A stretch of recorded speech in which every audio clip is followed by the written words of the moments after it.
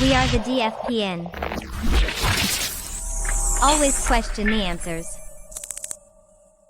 No Gimmicks podcast, and we bring it to you. Every time we turn live, man, you know it's the truth. Every after show, move it down. This the time to move around. No Gimmicks podcast is going down. Every night, every time in the ring. This is the time for the No Gimmicks. No, we doing our thing. What's your state of mind? State divine. Moving down a statement when we take the line. This is exactly wrestling the state design. When you see Stone Cold like me, with the stunner in the world, exactly, man, what we bring. Every night we move like Brock Lesnar, the F5, no gimmicks. We take you to your limit, what's the feeling? When we live in the air, you know we on, it's the time. Guarantee we move, you know how we respond. The state is mine, the state design when we feel it. Moving down, what's the healing? No gimmicks is the feeling. Yo, what is up, everybody? Welcome back to the No Gimmicks podcast here on the DFPN. We ain't gonna be too much long tonight. This is gonna be a short and sweet one, but we got a good one for you guys tonight. We got some grievances we need to air out, and we got some grievances we need to air out tonight. So, my co-host D Vader, first and foremost. I saw you got a logo, buddy. I did. Yeah. Shout out to my boy, the Canadian Vader, who hooked that up for me.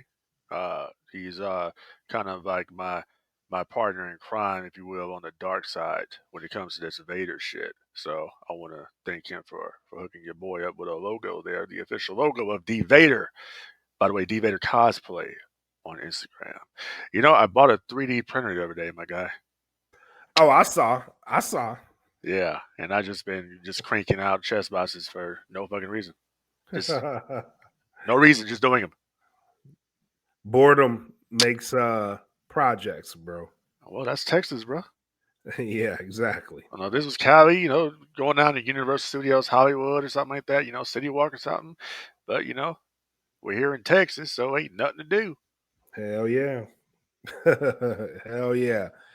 But let's jump into the show. Let's go into a little bit of TV and film. Knock this out. Yeah. In our first segment.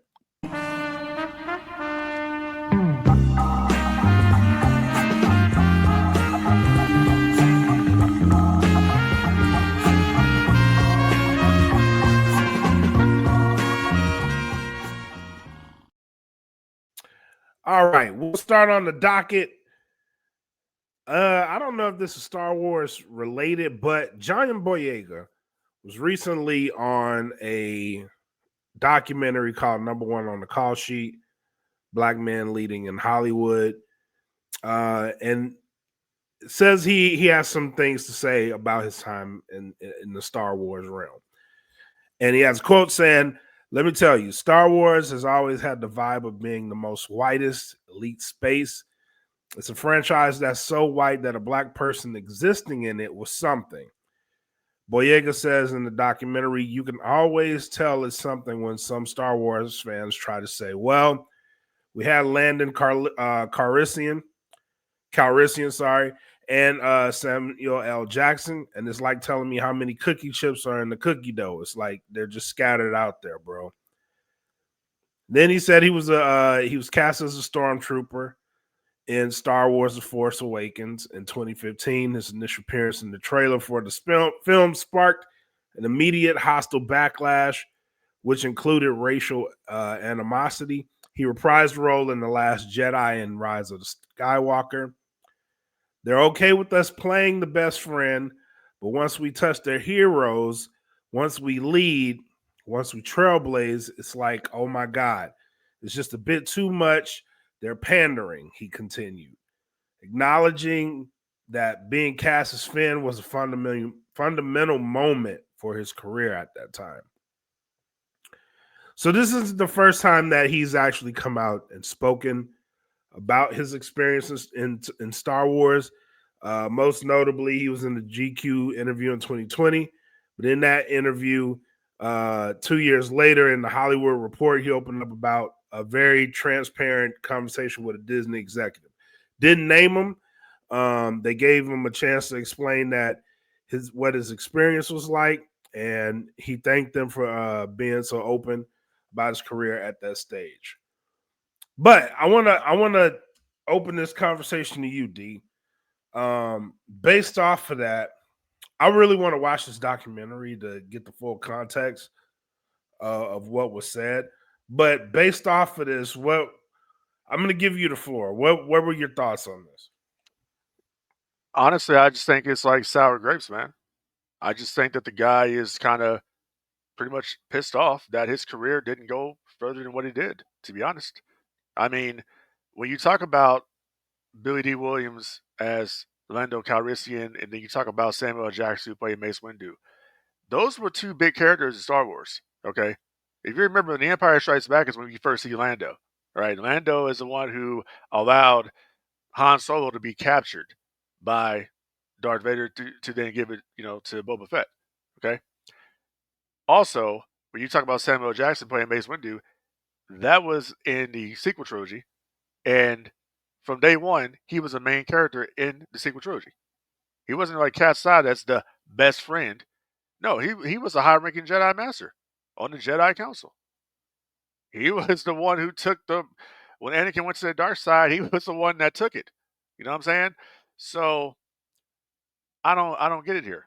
I think what the problem is here, honestly, is I think that he has grievances, and the grievances that's being pointed out is going to the wrong people. You're trying to go after the fans for Kathleen Kennedy and Lucasfilm sidelining you. They chose to do that, just like they chose Disney to shrink you down on the poster for China. That was all their decisions. So don't come at the fan base, white, black, brown, whoever, by saying that, oh, well, you know, when we get close to, we could be the best friend, but we close to your heroes, there's a problem. My guy, the trailer was all about you when it first came out. I remember because that was the first ever Star Wars movie I ever saw in the theater because I came on the bandwagon late. Okay. That was the first one I saw. And when I first saw it, I'm like, oh shit, we get this dude's a stormtrooper. And he's supposed to be going basically to the rebellion, whatever. Cool story. It was a bait and switch though, because that's when they put in the Rey character and it went from there. And also, let's put it like this: John Boyega had an opportunity to walk away. He had a choice. He didn't have to come back for the Last Jedi. He did not have to come back for the Rise of Skywalker. He did come back though. So don't come up here saying the same shit over and over again about how this happened to you and that happened to you. Talk to Captain Kennedy about that. Talk to Ryan Johnson about that. Talk to J.J. Abrams about that. Talk to him about how the original plan got sidetracked because the Force was female. Bruh. That's what it is. And I used to be one of these people. Straight up. One of these people that say, black people don't watch Star Wars. That's what I thought. Until I actually watched it and I fell in love with the franchise to what it is now. And then I would go back and look at the videos of people at the movie theaters back in the day waiting to go watch A New Hope. It's just called Star Wars at the time, but waiting to go watch A New Hope. And then waiting to go watch The Empire Strikes Back. And then waiting to go watch Return of the Jedi. And then you see what they did during the prequel trilogy. So I don't know, man. I just that kind of grinds my gears a little bit because you're really blaming the wrong people, bro. You need to be talking to Kathleen Kennedy about why she sidelined you because it was all up to her. At the end of the day, a director and the writers can come up with a story. She has to be the one that's going to approve it, and she's going to come in there and change some shit. So apparently, they may have had a different story for him in those movies, and they didn't do it. Same thing that Adam Driver talked about with Kylo Ren. The story changed. Rey, Daisy Ridley talks about all the time how they never had a plan for Rey. She didn't even know who the hell she was. At first she was going to be a Kenobi, and then they changed it. Then she's a Palpatine. She didn't know. So I think the guy's just making noise at the wrong people, bro. And don't get me wrong, I do think there was some racial shit at the time, absolutely, from a small minority of ignorant motherfuckers. There probably was that shit going on. I'm not going to deny that. There was. But the majority of the fan base has stuck with him saying Finn should have been the star, Finn should have been the Jedi. That is what's been going on consistently. And to come out now and talking about how everybody's toxic is just bullshit, bro. I don't agree with that. And that's just my feelings on it. Now I'm going back to what he said. And looking at exactly what's printed, what he said, I don't think he was aiming. I think he was aiming at the fans that were having some of the racial things to say. It's kind of pointed in that direction. Again, I haven't seen the documentary. I do want to watch it just to get the context of it. But it does appear that he is aiming in that direction of there was some racial backlash because it was at that time. Oh yeah, just like there was racial backlash to Billy D. Williams. I'm pretty sure there was. There's always been that ignorant small group of dumb motherfuckers out there. Nobody's denying that. You know what I'm saying? Yeah. No one's denying it. But don't come out and say like I mean, don't come out and say everybody, bro, because there's a lot of people out there, a lot of white people that went to bat for you, homie, all the time. They went to bat for you, straight up. So that's kind of like I would kind of stay away from that, especially if you want to come back and do another one, possibly. You can't be doing that, bro, because you're gonna turn your audience off. I'm almost wondering if he signed on for all three under one contract.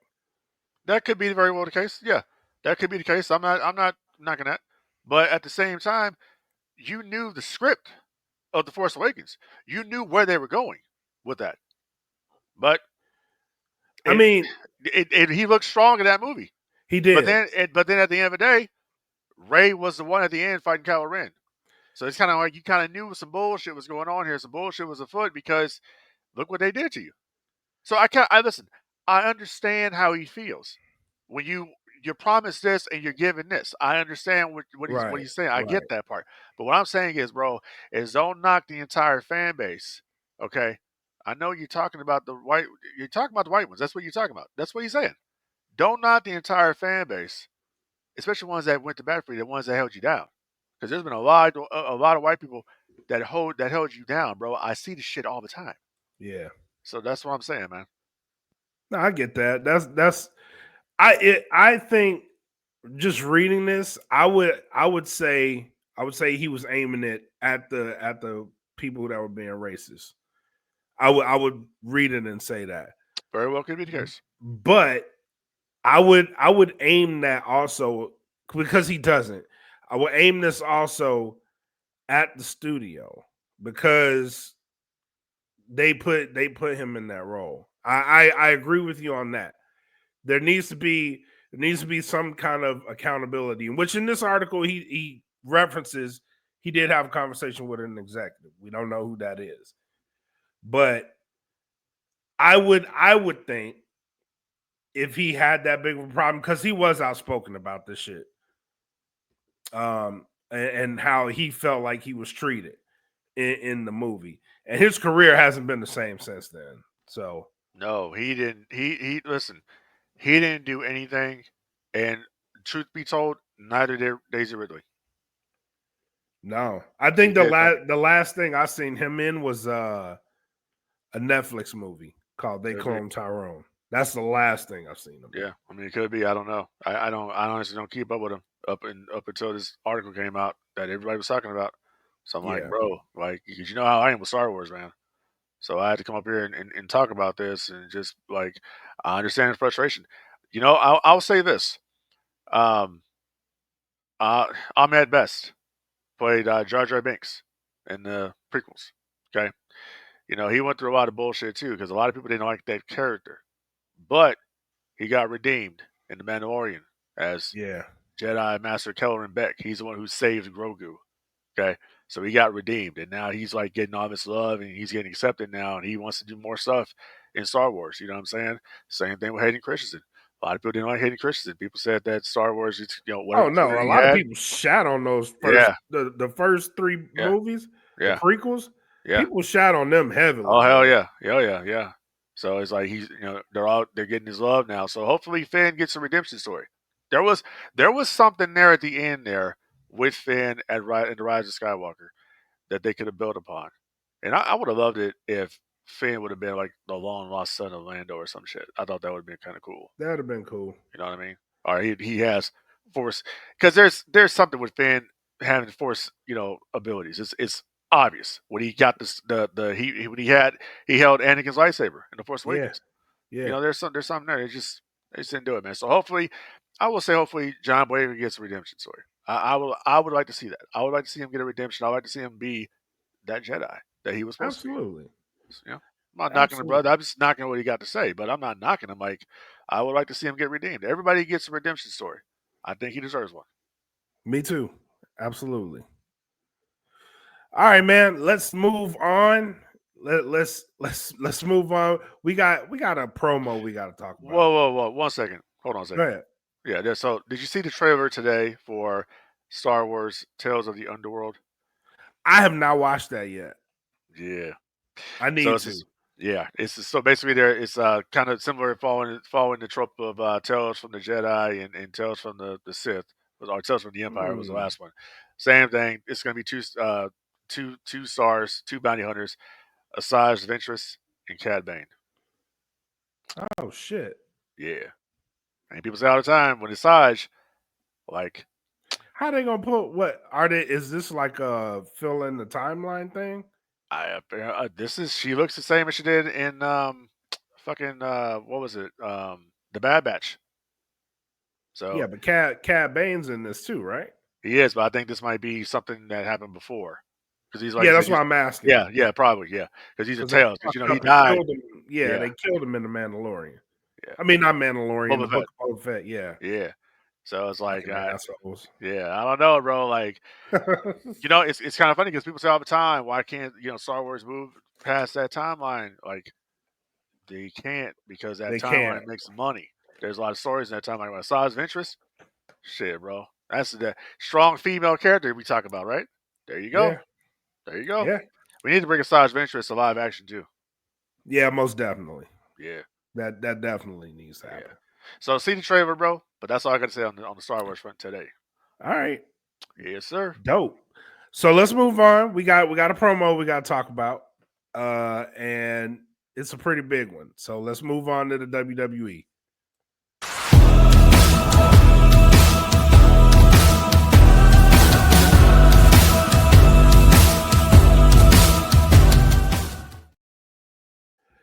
John Cena, in his last appearance on the road to WrestleMania, the next time we see him will be at WrestleMania 41 in the ring against Cody Rhodes. They had a promo battle. This was the shit that we needed to get from him. They finally let him loose. And I got to tell you, man, him and Cody, they're like what and what. Cody was firing back, but I do believe Cena cooked Cody. What are your thoughts? Bro, that was so one-sided. It's not even funny. Like, Cena, you got one guy that's cutting a wrestling promo in Cody, and then you got another guy that's coming at Cody like a battle rapper. Like, he's burying him with Angles. logic and truth. Yep. That's the part of Angles. it. That's the part of it that's like crazy. Because like you can actually see what he's doing this shit, that John actually believes what he's saying. And that's the best kind of promo. He Yep. believes what he's saying out there. Like it's wrestling, we get it. But he believes there's some truth to what he's saying there. That's what he believes. He basically saying, you are fake, bruh. You're not you. You were my chauffeur. You stole everything from me. Took the blueprints and ran with them. Isn't that what Tupac said about Biggie? Yep. So I enjoyed it. That's probably the only damn thing I liked on that show, to be honest. I it has to go down so far. Promo of the year. I would agree with that. This is I the would agree with promo that John should have cut the night after the Elimination Chamber, and they I said the finally same thing. brought The Rock into the story. Yep. Finally. And I Yep. think a lot of that had to do with people complaining about that, and also because Vince Russo has been very vocal on his show about why haven't they mentioned The Rock. Now Yep. they're mentioning The Rock and mentioning the final boss. But let's give them credit. Maybe this is all part of the plan. I don't think it was. I just think that they, we got to add, because this is Cena's last appearance. Okay? Yeah. Yeah. So we pretty much know it's a foregone conclusion that we're going to see the final boss at WrestleMania. Pretty much. Okay. Pretty So, much. I enjoyed the segment. I thought it was very, very good, very well done. I thought Cody had some good, good shots back and Cena, but Cena buried him. Like Cena, like what does he say? He bodied that He motherfucker. told him he was And then going to bury him. he brought him back up and then bodied him again. Yeah. That's what he did. He like basically what it was here. This was basically Darth Vader at the end of Rogue One. That's what he did. That's what Cena was in this fucking segment. Yeah, the truth he spoke. And even like everybody's talking about the AEW reference. And he was like, you had to leave. Like, you had to leave. You didn't get over. He's like, whatever garbage that, and him mentioning that was wild too. It was like, whatever garbage they gave me, like I made it work. You had to leave. So, because you realized you couldn't measure up to this shit. You couldn't wipe my ass. You know what I wonder? I wonder who's feeding John information. Bro, I don't know. That shit was wild. You know what I'm saying? Yeah, that shit was wild. Yeah, because that was a burial, and it was an intentional burial, and only one person can do that and get away with it on the mic. He could. I mean, it's only two other people could do that probably and get away with it. CM Punk and Roman Reigns. Yeah. But yeah. The whole I built empire for billionaires. You just take money from their kids. That shit was so cold, bro. Yeah. That shit was cold. Because you basically buried Cody, but you buried Tony Khan at the same time because you basically calling Tony Khan a sucker. 2 birds with one damn stone, bro. Like that shit was cold. Yeah. And even if you put it in WWE, like, because that's the son-in-law. I think honestly, because the old wrestling 101, the last person that goes over on TV loses at Mania. Cody is the last person over in this because he gave John Cena Crossroads. Yep. So I think that we are looking at Cody is going to drop the title at Mania. I think he is. I think they're gonna pull some shenanigans, obviously. Like you guys do on a smoke pit. They're gonna pull some shenanigans. But I think The Rock is gonna come out there and it's gonna turn it around. I honestly think that they're gonna have like probably a third person in this situation. You almost have to. I honestly think it's gonna be Seth Rollins. Even with the triple threat? Yeah. I think it's gonna be Rollins. Because Rollins is pissed off that Punk's in this main event. So he's mad about that. That's the main event of night one too. They actually announced that. Yeah. So he could. I mean, I think it's gonna be Rollins. But Rollins turn probably night 1 and then night 2 cost Cody the title. Turn night 2 cost Cody the title because Cena's not going to be there. Cena already said he's taking the belt, so you got to have somebody there to wrestle Cody for the summer. They're not unless Cena's going to do the summer of Cena. Oh yeah, true. So I think it's going to be Rollins, but you also have to put out there what Randy Orton said. Randy Orton basically said that John Cena was a coward on SmackDown. He did. So I think he also told Cody he was coming for that title too. See, I'm going to look you right to your face and tell you I'm going to come for it. I'm not going to kick you in the balls like some coward referencing Cena. Wouldn't that be some crazy stuff right there? A feud between Randy Orton and John Cena at this point where the roles are reversed. Yeah, that'll be some crazy shit. Even him and CM Punk, the roles will be reversed. That's what I mean. That's what made Hogan real quick. The Hogan heel turn so special because Hogan was now the heel wrestling all these babyfaces who he used to be. When he would wrestle, they were the babyface. He was a heel. I'm sorry, right. They were the heels. He was babyface. Right. So that's kind of like the role reversal here would be very, very interesting because now you see Randy Orton vulnerable. Randy Orton getting in there with Cena and Cena basically burying him. Yep. There's money there. Yep. Yeah, man. So real quick, Mania build mid. Yeah. But this match and the triple threat, the 2 main events are something to look forward to. Yeah, I mean, they're just treating Jey Uso's Rumble went like a side attraction. Basically, so basically, what you're telling me is the Royal Rumble is not important anymore. The Royal Rumble is not special anymore. May That's as all well. you're saying. The Basically, Elimination the Chamber is more Elimination Chamber important. is Basically, just look forward to the Elimination Chamber now. That's all you're saying. Yep. Because you're proving it now with your booking of Jey Uso. Yep. That's how I'm looking at it. So I hate yo. I'm not gonna worry about the Rumble anymore because it's not important. I did not like. I don't like Jimmy being added to this mix. Yeah, because it's going for like they're trying to put sympathy on Jay. Right. Why use Jimmy to do that? You had a good enough story already. Yeah. It's just the build up, the Rumble, and then everything after what you're doing with him. Then, by the way, you throw a triple threat of your biggest stars, and then you make that the main event. So there's no way he was gonna overshadow any of those. He's standing in the shadow of two great main events. Yeah. And even if he wins that night, which I don't think he's even gonna win, if he wins that night, it's not gonna be the most important thing of the night.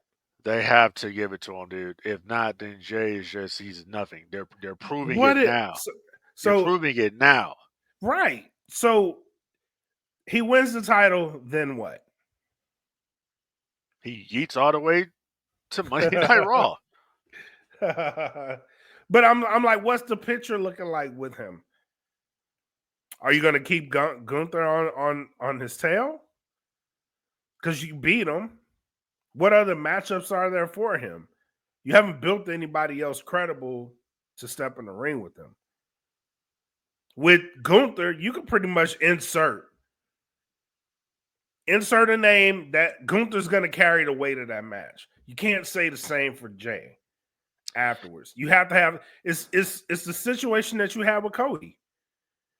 You spent all this time building up Cody. He won the Rumble. He goes in. He beats Roman Reigns.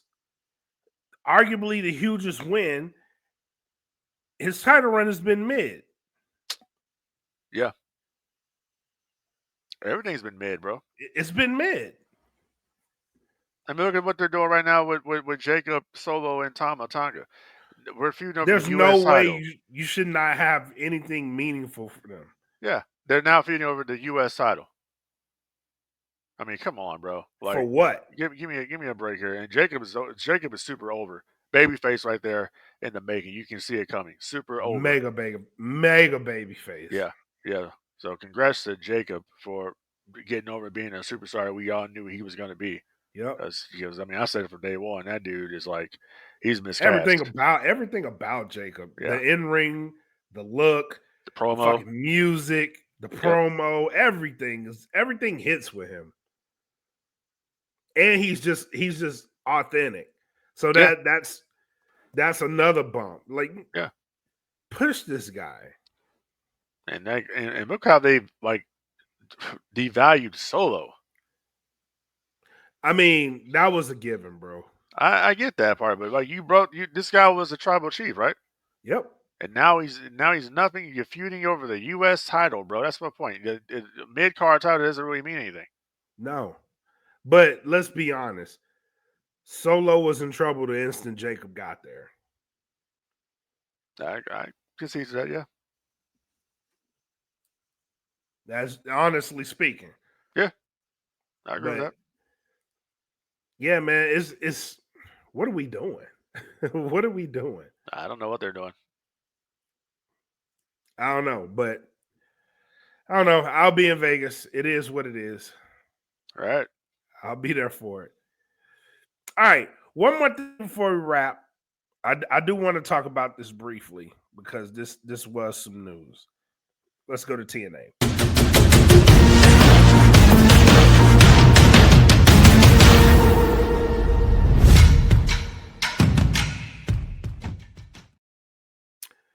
Some restructuring is going on in the world of TNA. They had some mass firings. Multiple people got fired. Key departments. One notable firing was Gail Kim, which I'm not happy about Gail Kim being fired. You put in a lot of time. you are the driving force behind the TNA knockouts. A little bit of merit there, man. You got to keep people like that. But they ended up letting all these people go. A lot of these people were Anthem guys. They haven't announced anything yet, but does this give the appearance that they're getting ready to be bought? That's been a big question. So I'll present that to you. Do these firings look like TNA is in position to either merge with WWE or be bought by WWE? No, I don't think so. Because if WWE were to acquire TNA, they would just fire everybody. So they don't have to. You don't have to fire anybody before the acquisition of the company. WCW didn't do that when Time Warner was selling the product or selling the company. They didn't fire anybody. They kept everything as it is. They just told you to come up to Techwood Drive and pick up your shit. And this was our wherever WCW offices were. That's where they told them to come pick up their shit. Yep. And had security there walking you out. So I don't think so. I just think that they're probably having some financial issues, and the way to get rid of those financial issues is to cut talent, cut people that you don't need. But Gail Kim's somebody you need. You need Gail Kim. Gail Kim is she is the knockout of knockout divas women's wrestler. That is Gail Kim. That is what Gail Kim was to the organization. Yeah. And I think that to let her go is bullshit. But their loss, somebody else's gain. So I expect to see her in one of the two, WWE or AEW. I really do. And I think she'd be better off suited, honestly, working in AEW because she can help the women's division over there a lot with producing the matches, putting it together. You can put her in charge of the women's division, and you see a complete turnaround. Yeah. You see a complete turnaround of the entire product. So, you know what? I think she would be a great addition to AEW for that reason. I really do. yeah, I totally agree with you. It's just these things happen, unfortunately, where a company restructures themselves. A company just, we've seen WWE do this all the time. WWE does this a lot. I was watching the interview earlier with Swerve on Vlad, and he was talking about how they were on the plane, and all these people were getting released while they're on the plane. I think B-Fab was one of them. And so these things happen. It's unfortunate. And it's just like, I don't know who in her right mind thought that firing Gail Kim was a good idea. That was not a good idea. And that's Terrible. Something that needs to be corrected. Yeah. That was a terrible idea. So hopefully, I don't know. I don't know if TNA will be willing to bring her back or if she'd be willing to come back, but I do think that she'd be a good fit with somebody like AEW. Build that women's division up. I actually like what they're doing with the women's division in AEW right now. I think that if I was Gail Kim and they wanted to bring me back, I'd tell them to go fuck themselves, to be honest. Because you've already fired me. True. That's why I said I don't know if she'd be willing to come back at that point. Yeah. So I would just say, I don't know, maybe the door opens up for her with WWE or with AEW, one or two. Like I said, their loss, somebody else's gain. Because Gail Kim has knowledge over knowledge. And I don't think she's going to go to Maple Leaf with Scott D'Amore. I was just going to say that. I mean, she could reunite there and build there, but it's a fresh opportunity. I'd say go where the money's at, bro. At this point, yeah. Most definitely, yeah. Go where the money is. Yep. Go where you're appreciated. Go where you are valued. Yep. Absolutely. And with that, bro, I'm going to open this thing up to final shots and thoughts. Ready? Ready. All right.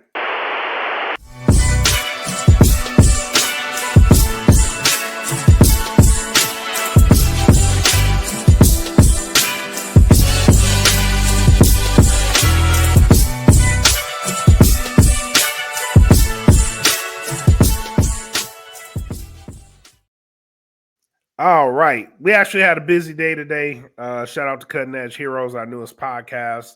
They had a show today. Queens of Nerdom. Actually, They're going to be rebranding. It's going to be the Awesome TT RPG. And they're going to be launching their own YouTube channel. We did some planning with them today. Very busy day. Shout out to both of those. Shout out to the Smoke Pit. All the shenanigans there. USDN. Shout out to Eat the Cake Anime with a fire ass theme song that they got from Mark Sox. So good stuff coming down the horizon, man. Shout out to Eat the Cake Anime. Also, they launched their YouTube channel. Things are picking up. We got Cape Anime from our friends over at Cutting Edge Heroes, the newest podcast. They actually have a convention that they run that will be running this weekend. A lot of good names coming in. Then after that, we're going to sit and talk. So it's going to be some good stuff coming down the pipeline, bro. Y'all stay in tune. D. Vader, what you got, brother? Nothing much, man. It's getting hot as fuck outside. So you know what that means. You got to take care and help take care of the pet population, having the pets spayed and neutered. Once again, people, it's a weekly thing. I come on this podcast to talk about this, but you guys really need to, take care of your animals. I get so sick and tired of people talking about, oh, my cat's missing. Oh, missing dog. Dude, what the fuck is going on here, man? Listen, take care of your animals. Yep. All right. That's pretty much all I got to say on that situation. And be safe out there because the weather's getting crazy, especially out there in northern Texas. It's wild right now. Tornadoes. It's bipolar up here. Yeah, it's crazy. So, other than that, I ain't got nothing else to say, bro. It's been one of them days. D Vader cosplay on Instagram. That's where you got to go. I've been cranking out them chest boxes like a motherfucker these days, and I'm just getting a hold of this 3D printer thing. I'm actually gonna be printing me a whole helmet, bro. So we'll see what happens. When you get done with that, let me see it. Yeah, I'm actually going to be doing that. So, yeah. Awesome. I know you got my household talking about 3D printers right now. Yeah, man. It's one of the best investments I ever had, for real. All right. Yeah. Dope. Yeah, when you finish it, man, let me see it. Yeah, of course. Most definitely, man. Well, if you got nothing else, I got nothing else. Let's wrap this thing on up. Yeah, I got nothing else, man. Just the whole usual long live the empire. All right. All right, you guys. Thank you for tuning in. Again, short episode of No Gimmicks, but a great episode of No Gimmicks tonight. All the ones we do. Yeah, always exactly. Too sweet. Always too sweet. Until next time, you guys, take it easy. Take care of each other. Enjoy what you want to enjoy. Peace. And I know it's all business. We give them no gimmick. Yeah. And I know it's all business. We give them no gimmick. Yeah. And I know it's all business. We give them no gimmicks.